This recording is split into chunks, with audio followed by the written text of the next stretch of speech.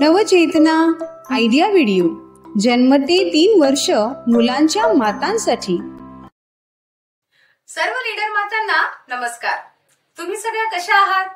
मागील आठवड्याच्या idea video मध्ये दिलेली माहिती तुम्ही समजून घेतली असेल, तसेच मुलांसोबत दाखवलेले खेळ तुम्ही खेळून घेतले असतील।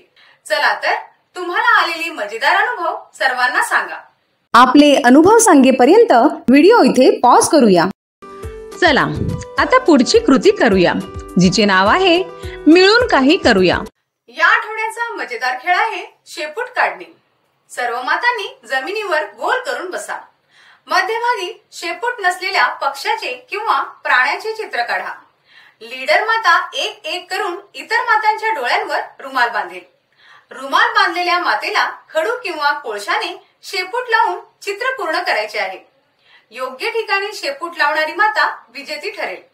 ज्या मातांना मदतीची गरज आहे त्यांना मदत करा।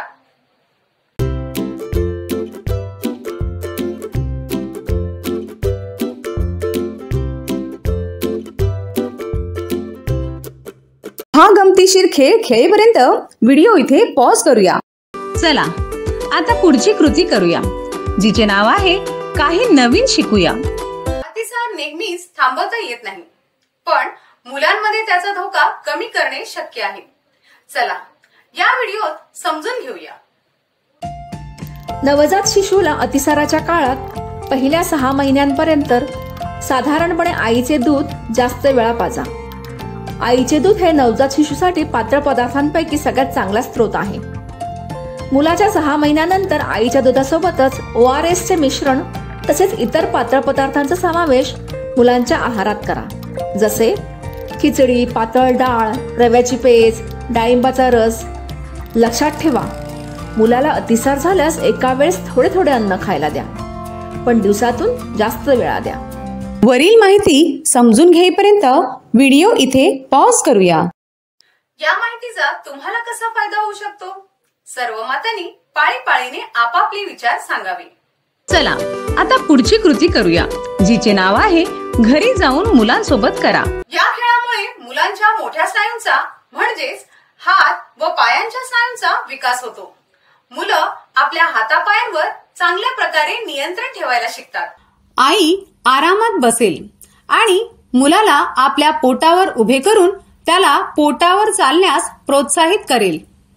मुलासोबत गुडघ्यावर चालत पकडापकडीचा खेळ खेळा। मुलासोबत घरात पकडापकडीचा खेळ खेळा। मूल आपल्या वयाच्या मुलांसोबत पकडापकडीचा खेळ खेळेल। आपल्या मुलांच्या वयोगटानुसार खेळ समजून घेईपर्यंत व्हिडिओ इथे पॉज करूया। आशा आहे तुम्हाला तुमच्या मुलाच्या वयोगटानुसार कोणता खेळ खेळायचा आहे हे समजलं असेल।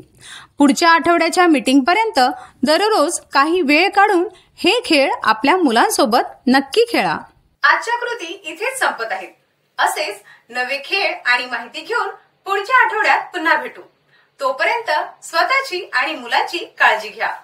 हसत खेळत रहा। नमस्कार।